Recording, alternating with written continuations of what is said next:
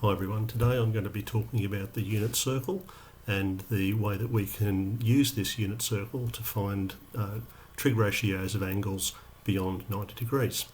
So we've got this diagram here where we can see there's an x and a y axis, the origin, point O here, the theta angle is defined at the centre from the x-axis moving in an anti-clockwise direction this way to this point A.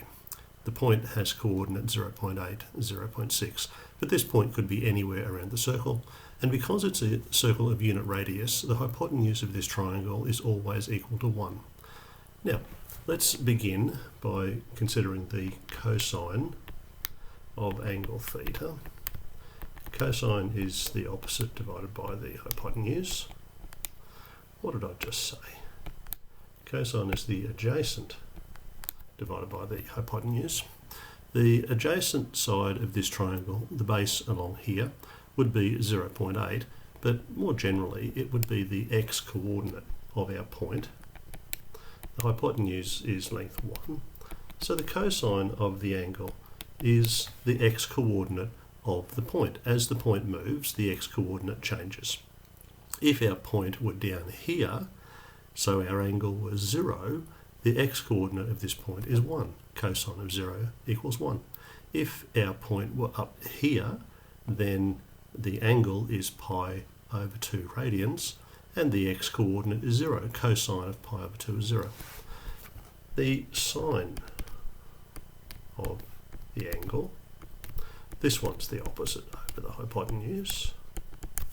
The opposite of angle theta here is the height of the triangle. Also, could just write the y-coordinate, in this case 0.6, but again that's just specific to where this point is.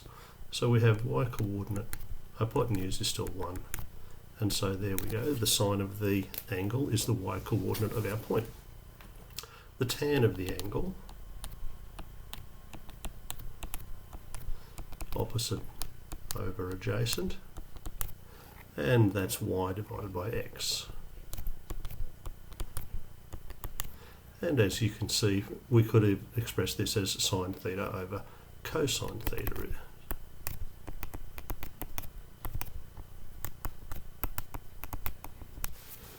That's nice. Now, as long as our point here stays anywhere within the first quadrant, we have a nice acute triangle, and we will have positive value for x and positive value for y. And that's more or less the sort of sine, cos and tan ratios that you would have grown up with in middle school when you were applying them to right triangles. Now, what happens when we go beyond pi over 2? So our point A now has slid around here into the second quadrant. And we can see here, there's the angle. I've done this one symmetrically so that this x-coordinate is equal to, but on the negative side of the scale from the previous diagram, and the y-coordinate is still the same. So this small angle here would have been equal to the small theta angle that we had in the previous picture, because symmetrically that triangle is congruent to that triangle there. X and y are the same length, hypotenuse is the same length, and they both have a right angle. So the small angle there, the acute angle, is the same angle theta. And I've designated the measurement here, remember we measure angles from the x-axis in an anti-clockwise direction, as pi minus theta. This would be pi if we got all the way around half a turn, and it's less than that by the angle theta. Now, cosine of this angle pi minus theta is still the x-coordinate. The x-coordinate here, as I said, it's equal to, there it is there, negative 0.8, but it's negative compared to that one. So the cosine of that angle, that's negative of the cosine of the acute angle that we were just dealing with. What about the sine?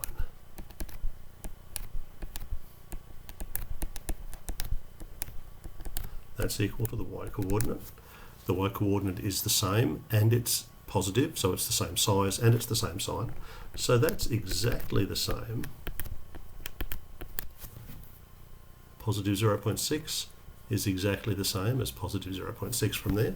So the sine of this angle is exactly the same. So the sine of, if theta were, let's work in degrees for simplicity, if theta were 30 degrees, then this would be 180 minus 30, or 150. Sine of 150 degrees would exactly equal sine of 30 degrees. That's the symmetry we're talking about here. Now what about tan of this angle? Well, remember tan was the sine divided by the cosine. That will numerically equal the tan of our first angle theta. But because we have a positive divided by a negative, the tan of this ratio will turn out to be negative. If you think about it, this is a positive amount here, and this is a negative amount down here. So we have positive divided by negative. That's why tan is negative. Up in the first quadrant, of course, they were both positive. Let's just mark that in. They were both on the positive side, positive on the x and positive on the y-axis. Now this one down here, this time I've got a symmetrical triangle here, and I've turned by an amount, the same little amount theta here, beyond. So we've turned half a turn to pi, and then we've continued by an extra angle here, theta.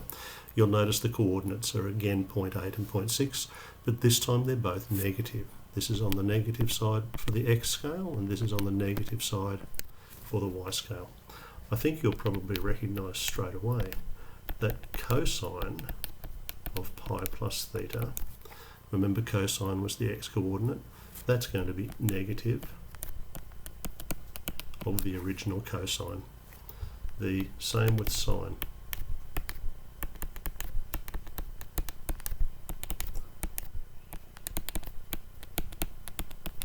Because the y value, remember sine is the y value, and the y value is negative here. Tan, on the other hand,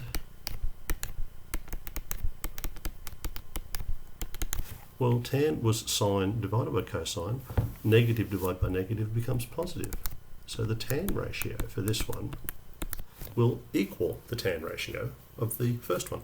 Using my example, if theta were 30 degrees, the tan of 30 would equal the tan of 180 plus 30, or the tan of 210. Now fourth quadrant, last one, normally we don't go all the way around adding on, we just measure backwards this time. So you'll note that the angle is measured as negative of theta because we're measuring in the clockwise instead of anti-clockwise, which is the usual way. The coordinates numerically are the same. This time the x coordinate will be in the positive sense and the y coordinate negative. Straight away from we can tell cosine is positive and sine is negative. So the cosine of negative theta is the same as the cosine of the acute angle theta from the first quadrant. Sine, remember, is the y coordinate. The sine is a negative value here. And tan. Because we've got a negative divided by positive, then the tan will also be negative compared with the acute angle. Now, that seems like an awful lot to remember, and the answer is don't remember it. The thing, you can't remember all of it. The thing to remember is this. Cosine is the x coordinate, sine is the y coordinate, and tan is sine divided by cosine.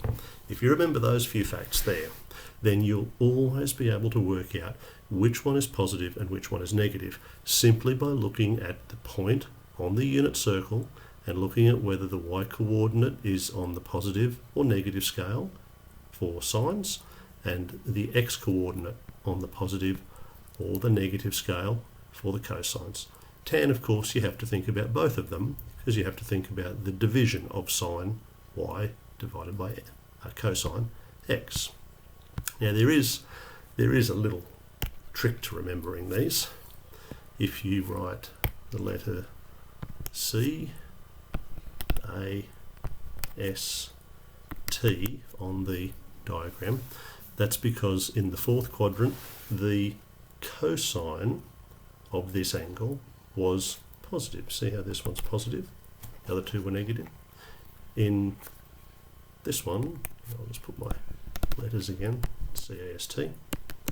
In the third quadrant, the tan was positive in this corner. The other two were negative. In the second quadrant here, the sines, see how this cosine and the tan are negative, the sine is positive. And in the first one, well, all of them are positive. That's what the A stands for. So there we have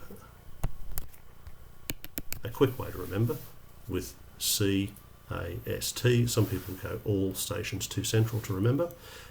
That's fine. You can use that if you want to. But the most important thing is to remember this. If you remember that, you can quickly work out whenever you're looking at a diagram whether the x is positive or negative, whether the y is positive or negative. Just remember x is cosine, y is sine, and tan is sine over cosine. Then you'll never really go too far wrong.